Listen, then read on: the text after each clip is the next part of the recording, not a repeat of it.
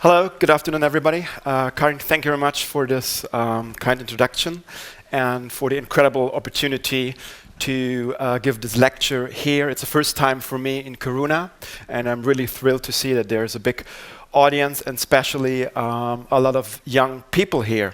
So let's start right away, because I was told I have only 18 minutes, so no time to lose. There are a lot of things to see. I will explain you today how art is able to envision our future. As Karin mentioned, I'm a visual artist and I work basically with photography and video. So the work I'm doing, or let's say the dedication that I have in the work I'm doing, is the creation of future scenarios. So my work always deals with the key components of our society, which today is totally driven and controlled by computer and information technologies. So what I do is I do a lot of research in science especially and in technology fields to see what are the current developments in these technologies. And then the work is a reflection of these contemporary developments, and I try to create visions and utopias based on the impact of these new technologies. So this is basically the concept, what underlines the work that I'm doing. Most of the people are asking me, Michael, but how do you come up with all these ideas? And to be honest, I start every time at zero. So every project, every series that I starts from zero. I have to do a lot of research. I'm reading a lot of books. I'm trying to get as much information that I can from the topic that I'm working on. And then I start to develop an intellectual concept, and based on that concept I start to develop a visual concept, and then I start to produce visual artwork. So let's go to one series that I've created from 2003 to 2006, which is called Metropolis.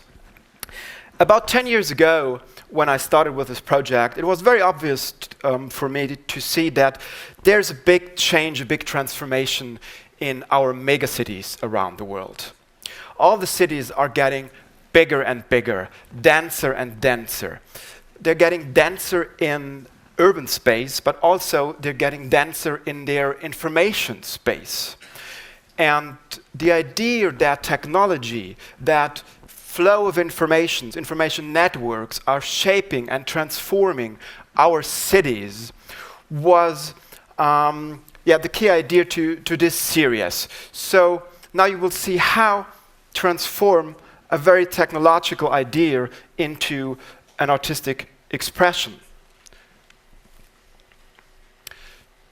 So what I did, I traveled around the world to 12 big megacities, and in every city I climbed up the highest tower. And on the top of the tower I took 4 pictures, north, south, east, west. And later on the computer I put the 4 images on 4 layers, and I programmed an algorithm which is merging the 4 pictures into each other, but with different levels of density. So that means you have 35 of south, 27 of east, 58 of west, something like that. So the entire city is compressed in one picture. What you see here is Shanghai.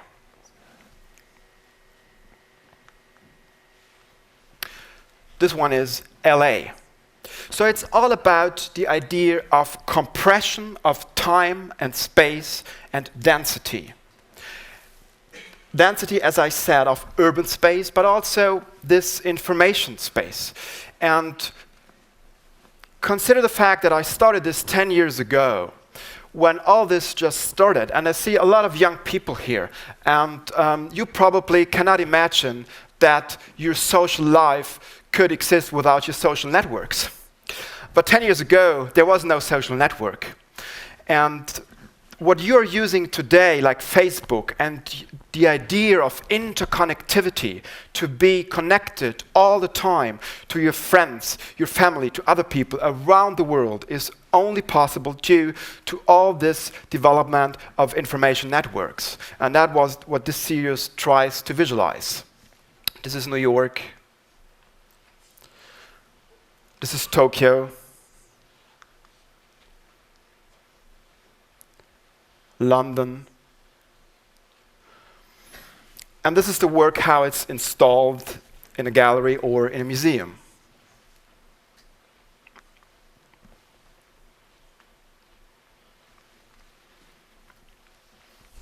So here, let's see if it runs. Yeah. There's also a video work based on that idea, and the video work combines all of the city at once. And you see there is a slight transformation of the visual. And this is a metaphor for the information space that exists around the globe. And this information space is changing in every second because we are adding and subtracting information. Of course, we add more than we subtract. But this is our world of communication.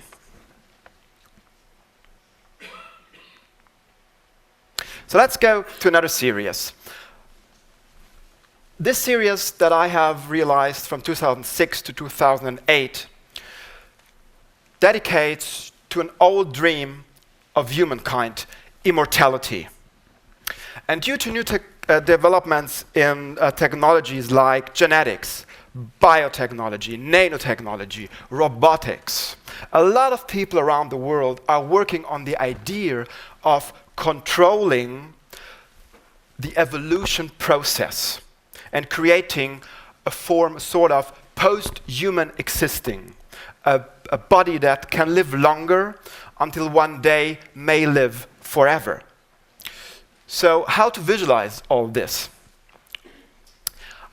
I discovered that the idea of transformation of human body, the idea of metamorphosis, can be found in Greek mythology already. It's all about transformation, transgression, and immortality. So what I did, I tried to do a reinterpretation of old Greek mythology combined with totally new technology. What you see here, for example, is the very famous statue of Laocoon. Laocoon was a Trojan priest, and he was killed by the gods and his sons because of warning the people from Troja that in the hordes of the Greek there might be a hidden danger, an invisible danger. And I took this myth and reinterpreted it into a form of modern visuality relating to the idea that more and more technology is entering our human body. And this will bring humans to a new form of enhanced existence, augmented existence. Here you see the piece installed in an exhibition space. This piece is called Hermaphrodite and refers to the idea of genetic transformation and maybe combine female and male genders in the future. This piece is called Danae. It refers to the Greek myth of Zeus and Danae. Danae was locked in a room and Zeus wanted to seduce her. So what he did, he transformed himself into a golden shower. He slipped under the door and rematerialized. And Danae obviously was so impressed by this performance that she slept with him. So the idea of dematerialization and rematerialization is exactly the same idea what happens in nanotechnology, controlling materia on an atomic or molecular level. And that's the reason why in the piece that I have created, the golden shower is created by gold atoms. This piece is called Prometheus, and it's a telematically controlled operation robot. So this machine works. It's in a hospital in Berlin, and so there's surgery done on human damaged human bodies by this machine. And the surgeon is in a different room and he gets the images from a video camera from inside the body, and then he does the movement on his screen. So he controls the surgery on his screen and the machine is doing the operation. This piece is called Aging Box 95 Plus. This contains genetic material of people older than 95 years. It's a research project also in Germany where they try to find out if the genetic structure of people who have become older than 95 years, if there's any difference compared to people dying in a normal age. This is how the piece looks installed in the museum space.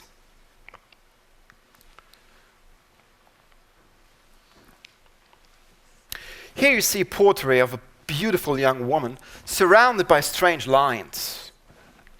The lines, what you see, are coming from her brain. These are her own neural fiber tracks. So what we did, we scanned this person, we sent her to a brain scan, and we scanned her neural connections, the fiber tracks, and with all the data we got out from her brain, we re-visualized these neural connections and combined the portrait of her with her neural fiber tracks. This, for example, what I call a neural portrait, is a look into one's face, but without any face, without any flesh or blood. It's just the neural connections of this person. These are two brains interacting, and refers to the idea that in future time it might be possible to have brain-to-brain communication, to link two brains and to have a direct communication. So if you are able to scan the neural structure, you will be able to link the neural structure. And this is how it looks in a detail, to give you an idea. So every little string, every little line you see here exists in real in somebody's brain. And this is how the piece looks installed. So now we come to a series that Karin already mentioned. It's called High Altitude. In this series, I worked on the idea how new technologies have transformed the financial markets. Because the financial markets they have become a very complex system, totally driven and controlled by algorithms. And that makes it so complex and so ununderstandable for many people. And the fact that all this has vanished into algorithms, informations, and data processing, what's happening on the financial market, brought me to the idea to do something very material, very physical, to re-visualize something that has disappeared. So what have I done? I have climbed a mountain, not the Everest, but the Mount Aconcagua, what is the highest mountain on the world outside the Himalayas.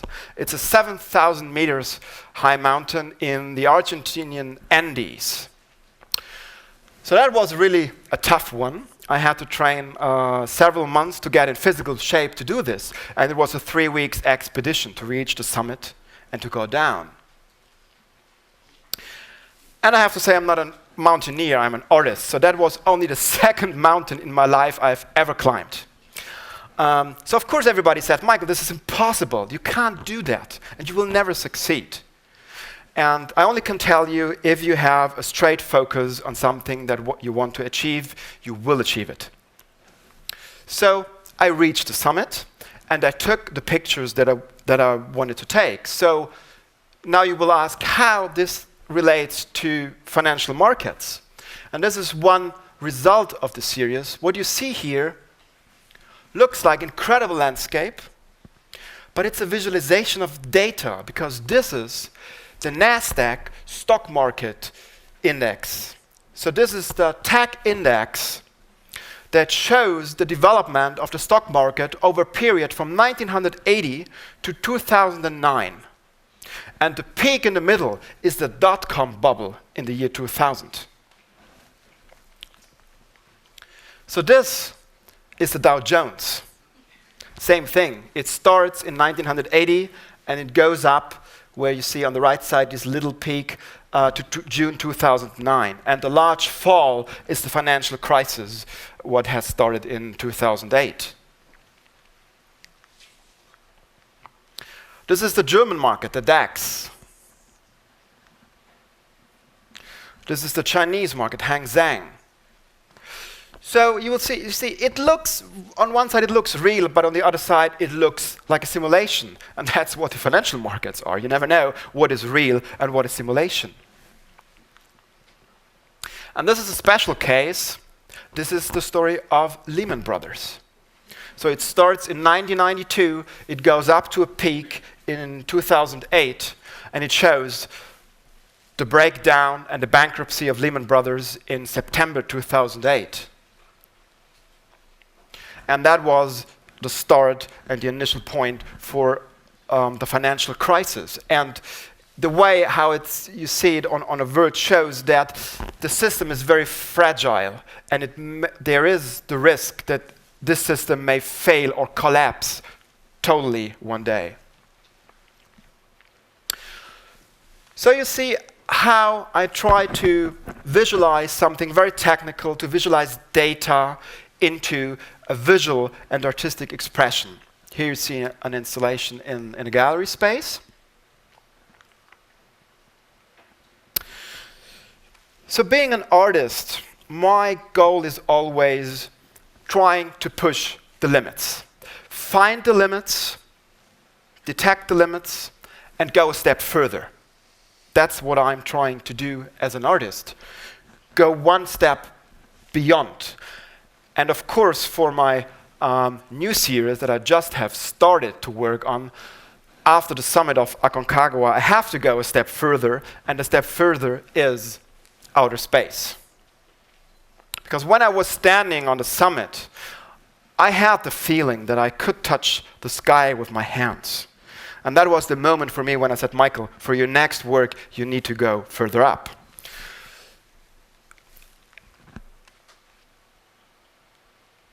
So the aim of the new series I started and I'm working on now is the creation of future scenarios of human society on our planet, in space, and maybe also on distant planets.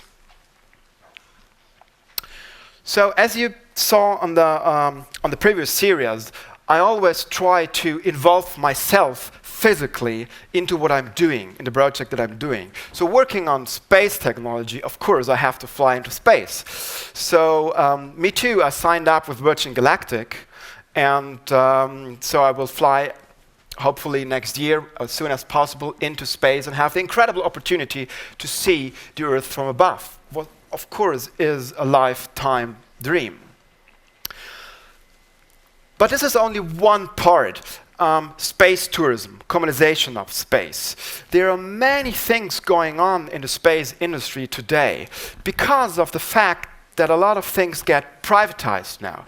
So they're no longer state-driven. They go to private companies and they push things forward in enormous speed. And they're very, very innovative. And as an artist, I'm interested to see what's going on in the world of space industry, what are they developing, and how will this affect in the next decades our lives. So space tourism is one thing that I'm interested in. But of course, there's a bunch of new launch vehicles that will be built from private companies to bring people, to bring astronauts into space, to the ISS, or further into the solar system. So this is a new space vehicle developed by Sierra Nevada Corporation. There are a lot of crazy ideas out at the moment. Mining the moon is one idea, because there's a very precious resource on the moon, what is called helium-3. Or mining asteroids, landing on asteroids and mining them for their precious metals.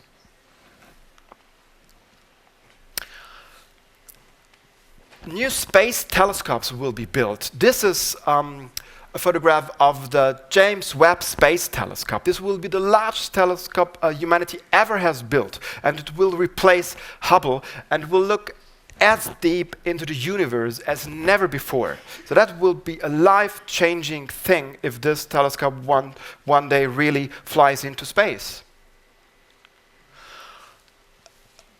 Also a big topic, of course, are space habitats. How do we live and work in space? In the orbit or on the moon or maybe on further planets. So there are a couple of companies developing concepts for new space habitats. This is from Bigelow Aerospace, inflatable space habitats that you can connect to the ISS or install them on the moon.